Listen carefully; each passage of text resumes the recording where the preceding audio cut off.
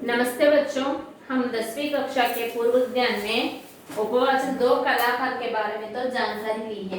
तो आइए आज कक्षा में भक्ति पद पाठ के बारे में यानी पद्य पाठ के बारे में आज जानकारी लेंगे। भक्ति पद इस पाठ के बारे में आज जानकारी लेंगे। ये भक्ति पद हमें यहाँ इन लोगों के रौदास और मीराबाई के भक्ति पदों के बारे में हमें इस पद्य पाठ में दिया गया है।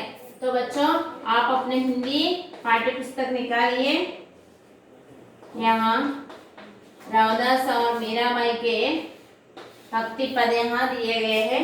तो आपने हिंदी पाठ्य पुस्तक निकालिए और पेज नंबर पृष्ठ संख्या 39 पेज नंबर 39 यहाँ उन्मुखीकरण इस तरह दिया गया है। देखो बच्चों यहाँ भक्ति पद इस अपने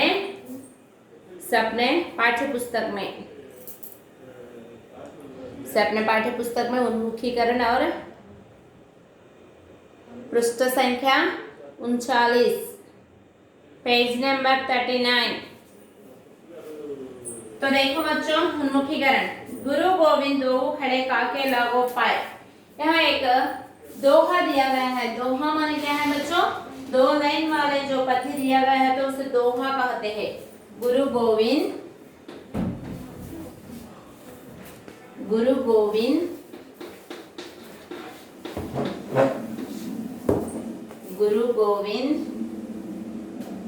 दो खड़े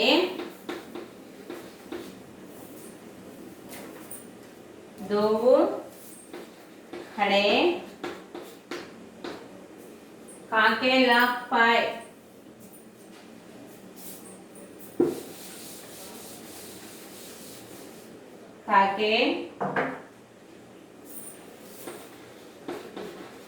काके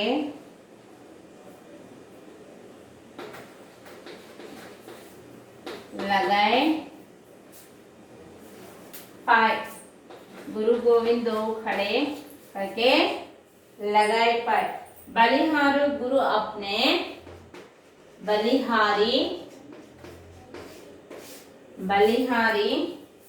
गुरु अपने गुरु अपने गोविंद दियो बताए।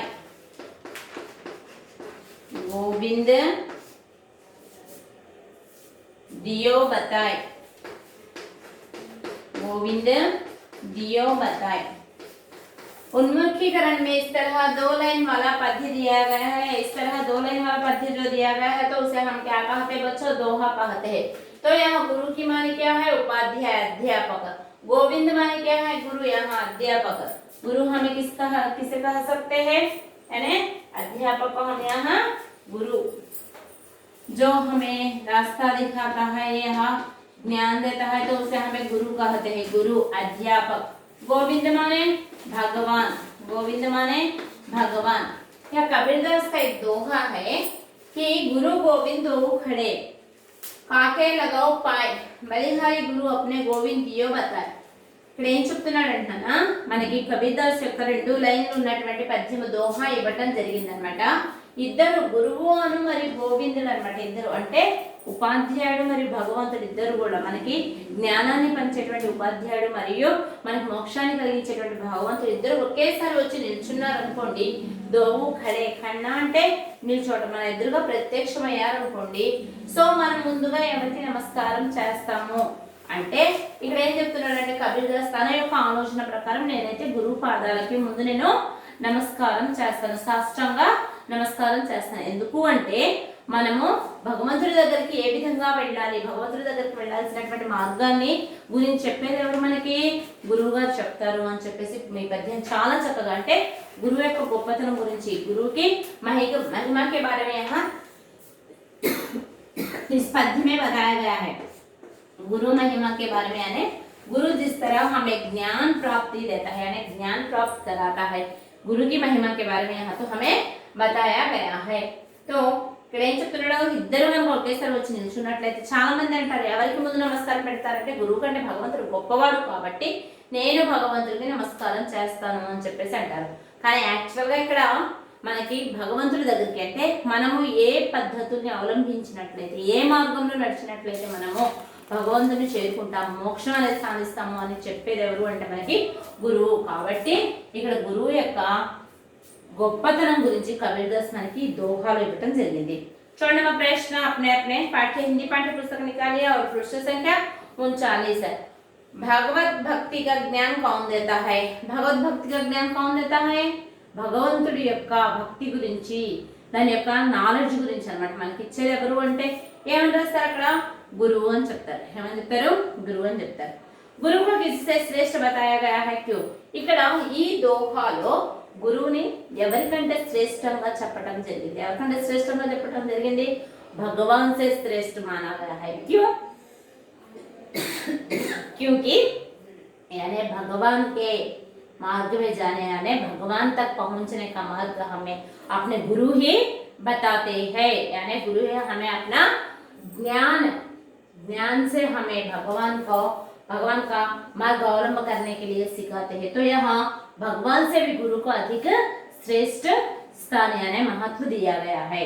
तो गुरु को किसी से श्रेष्ठ बताया गया है అంటే ఏం చెప్తారు? మా గురువు గారిని ఎవరికంటే శ్రేష్టమైనటువంటి స్థానం ఇవ్వటం జరిగింది అంటే ఏం చెప్తారు ఇక్కడ? ఇక్కడ ఎవరికి? గురువు కంటేనా భగవంతుడి కంటేనా? భగవంతుడి కంటే ఇక్కడ గురువు గారికి ఎక్కువగా ఇంపార్టెన్స్ ఇవ్వడం జరిగింది. ఎందుకని? మనకి అజ్ఞానాన్ని తొలగించి భగవంతుడి యొక్క మార్గంలో మనల్ని నడిచే విధంగా గురువే చేస్తారు కాబట్టి.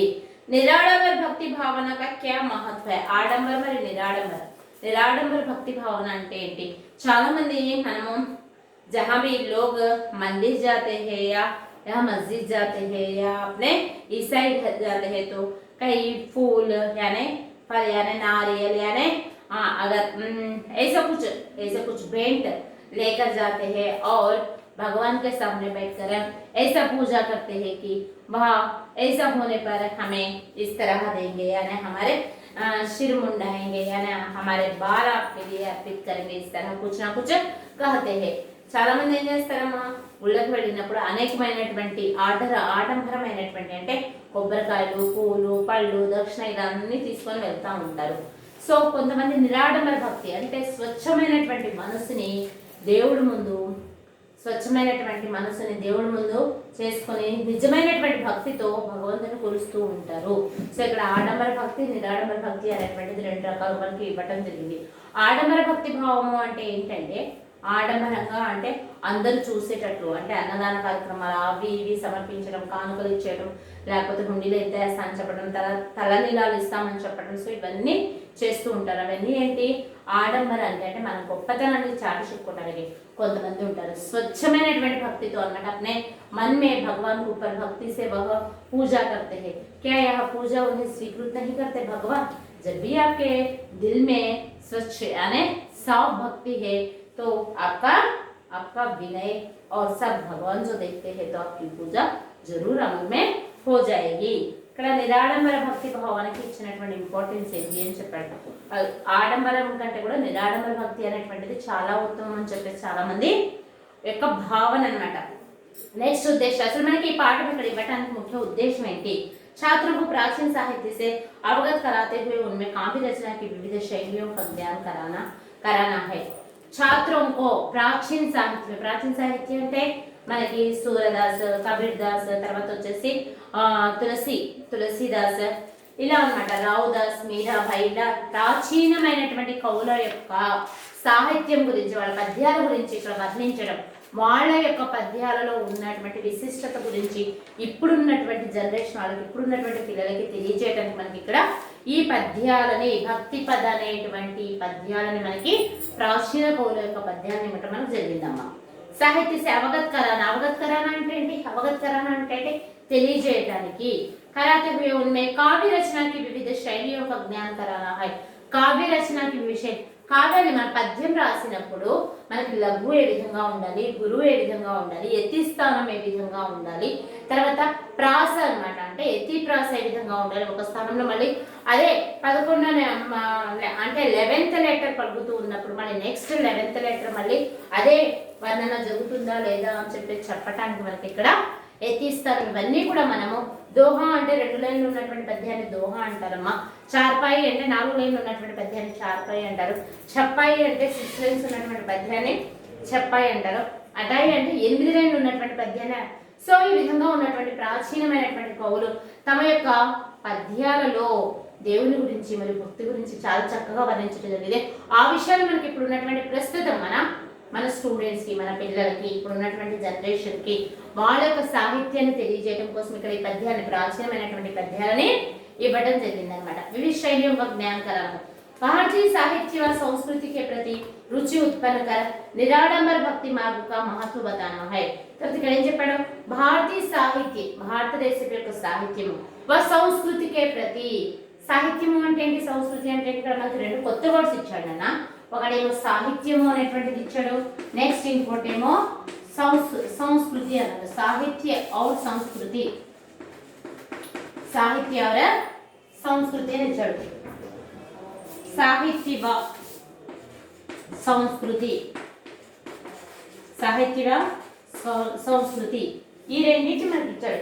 సాహిత్యము అంటే మనము ఏ లాంగ్వేజ్ అయితే నేర్చుకుంటున్నామో, ఐ మీన్ ఇంగ్లీష్ నేర్చుకున్నటువంటి వాళ్ళకి ఇంగ్లీష్ లిటరేచర్, తెలుగు నేర్చుకున్నటువంటి వాళ్ళకి తెలుగు భాషా సాహిత్యము, హిందీ నేర్చుకున్న వాళ్ళకి హిందీ భాషా సాహిత్యము. సో ఆ భాష యొక్క పుట్టు పూర్వోత్తరాలు అంటే ఏ విధంగా పుట్టింది, పాతకాలంలో దాని ప్రాచీనమైనటువంటి పద్యాలు ఏ విధంగా ఉన్నాయి, దాని యొక్క నియమ నిబంధనలు ఏ విధంగా ఉన్నాయి అని చెప్పేటువంటి దాన్ని, ఏ భాషకి సంబంధించినటువంటి రూల్స్ అండ్ రెగ్యులేషన్ చెప్తే ఆ భాష యొక్క సాహిత్యము అంటారు. ఫర్ ఎగ్జాంపుల్ తెలుగు గురించి చెప్పింది అనుకోండి, తెలుగు సాహిత్యంలో, తెలుగు లిటరసరీ అని చెప్పేసి అంటారు. ఇంగ్లీష్లో ఇంగ్లీష్ దాని గురించి. సో ఇక్కడ సంస్కృతి అంటే ఏంటి, సంస్కృతి అంటే ఏంటి, మనం అవలంబించేటువంటి మన సాంప్రదాయ పద్ధతులు, మనకి మన అనాదిగా మన పెద్దవాళ్ళ తరఫు నుంచి, ఎల్డర్స్ నుంచి, जो हम अपनों से जो अपनाते हैं तो उसे సంస్కృతి कहते हैं. హిందువుల యొక్క సంస్కృతి, హిందువుల యొక్క సాంప్రదాయం ఏంటి, గుళ్ళకు వెళ్ళటము, పూజ చేయటము అనేటువంటిది. ముస్లిమ్స్ యొక్క ఏంటి, మస్కి వెళ్ళటం, నమాజ్ చేయటం అనేటువంటిది. సో ఎవరి యొక్క సాంప్రదాయ పద్ధతులు, ఎవరి యొక్క సంస్కృతి, వాళ్ళ కల్చర్, సంస్కృతి మీన్స్ కల్చర్ అనమాట. వాళ్ళ యొక్క ఆహారపు అలవాట్లు, వాళ్ళు ఉండేటువంటి విధానము, లైఫ్ స్టైల్, వీటన్నిటిని కలిపి వాళ్ళ యొక్క ఆహారపు అలవాట్లు, ఉండేటువంటి లైఫ్ స్టైల్, వీటన్నిటిని అనమాట. మాట్లాడేటువంటి మాట, అవలంబించేటువంటి పద్ధతులు, వీటన్నిటి కలిపి ఏమంటారమ్మా, సంస్కృతి అని చెప్పేసి అంటారు. అర్థమైందా? సాహిత్యానికి సంస్కృతి ఉన్నటువంటి డిఫరెన్స్. సాహిత్యం అంటేనేమో ఒక భాషకి సంబంధించినటువంటి రూల్ అండ్ రెగ్యులేషన్స్, ఏ విధంగా రాయాలి, దాని యొక్క రూల్స్ ఏంటి, దాని యొక్క నియమ నిబంధనలు ఏంటి అని చెప్పేదేమో సాహిత్యం. సంస్కృతి అంటేనేమో మనము ఉండేటువంటి విధానం అనమాట. అంటే లైఫ్ స్టైల్, మన యొక్క ఆహారపు అలవాటు, మన హ్యాబిట్స్, మనం వేసుకునేటువంటి వస్త్రాలు, వస్త్రాభరణాలు, మరియు మనం మాట్లాడేటువంటి పద్ధతి, మన లైఫ్ స్టైల్ మొత్తం తెలియజేస్తే దాన్ని ఏమంటారంటే సంస్కృతి అంటారు. ఇక్కడ ఏం చెప్పాడు? భారతీయ సాహిత్య సంస్కృతికి ప్రతి రుచి ఉత్పన్నకర. రుచి అంటే ఏంటి? ఇంట్రెస్ట్. రుచి అంటే ఏంటి? ఇక్కడ రుచి అంటే టేస్ట్ అని వస్తుంది, కానీ ఇక్కడ ఇంట్రెస్ట్ కల్పించి ఉత్పన్న నిరాడంబర భక్తి మార్గక మహత్వ बताता है. నిరాడంబరమైనటువంటి భక్తి, నిరాడంబరమైనటువంటి భక్తి అంటే ఏంటి? మనం ఏ విధమైనటువంటి ఆడంబరానికి, అంటే మన యొక్క అంటే మన యొక్క ఎక్కువ వేతనం గురించి, లేదా మన యొక్క ధనము, కోటీశ్వరులను చూపించుకునేటువంటి కాకుండా నిరాడంబరమైనటువంటి భక్తి మార్గాన్ని అవలంబించడానికి, దాని గురించి తెలియచేయడానికి మనకి ఇక్కడ ప్రాచీన పద్యాలు అనేటువంటివి ఇవ్వడం జరిగింది అనమాట. नेक्स्ट विधा विशेषण, इसमें एक चौपाई और एक पद है. चौपाई मात्रिक सब छंद में है, सम छंद में है.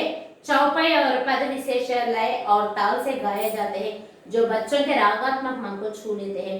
चौपाई छंद 4 पंक्तियों का होता है. इसकी प्रत्येक पंक्ति में 16 मात्राएं होती है. छोड़कर इसमें एक चौपाई और एक पद है. ఇక్కడ చౌపాయి అంటే, చౌపాయి అంటే ఏంటి? 4 లైన్స్ ఉన్నటువంటి పద్యాన్ని చౌపాయి అంటారు. 4 లైన్స్ ఉన్నటువంటి పద్యాన్ని ఏమంటారు? చౌపాయి అని చెప్తారు. సో ఇక్కడ మనకి ఇచ్చినటువంటి భక్తి పద అనేటువంటి దాంట్లో రౌదాస్ మరియు మీరాబాయికి సంబంధించినటువంటి భక్తి పదాలు మనకి ఇక్కడ 4 లైన్స్ ఉన్నటువంటి పద్యాలు మరి పదాలు ఇవ్వడం జరిగింది. చౌపాయి మాత్రిక్ సమ్ ఛంద్ హై. చౌపాయికి మాత్రిక్ సమ్ ఛంద్ హై. సమ్ ఛంద్ హై అంటే మొత్తం సమానంగా ఉంటాయంట దీంట్లో ఉన్నటువంటి అక్షరాలు మొత్తము. చౌపాయి और పద విశేష లయ और ताल से गाया जाता है. లయబద్ధంగాను మరియు తాళయుక్తంగాను అనమాట, అంటే రాగయుక్తంగాను ఈ పద్యాలు అనేటువంటివి పాడుతూ ఉంటారు. జో బచ్చోకి రాగాత్మక మనకు छू लेते हैं. ఆ పాడేటప్పుడు పిల్లల యొక్క రాగాత్మకమైనటువంటి పిల్లల్లో ఉన్నటువంటి సంగీత భావము వాళ్ళ యొక్క మనసుని చూలేనా అంటే టు టచ్ అనమాట, తాకటం అంటే వాళ్ళ హృదయాన్ని స్పందిస్తాయి అని చెప్పేసి చెప్పడం అన్నమాట. चौपाई छंद 4 पंक्तियों का होता है. 4 लाइन्स ఉన్నటువంటి పద్యము. इसकी प्रत्येक पंक्ति में 16 मात्राएं होती है.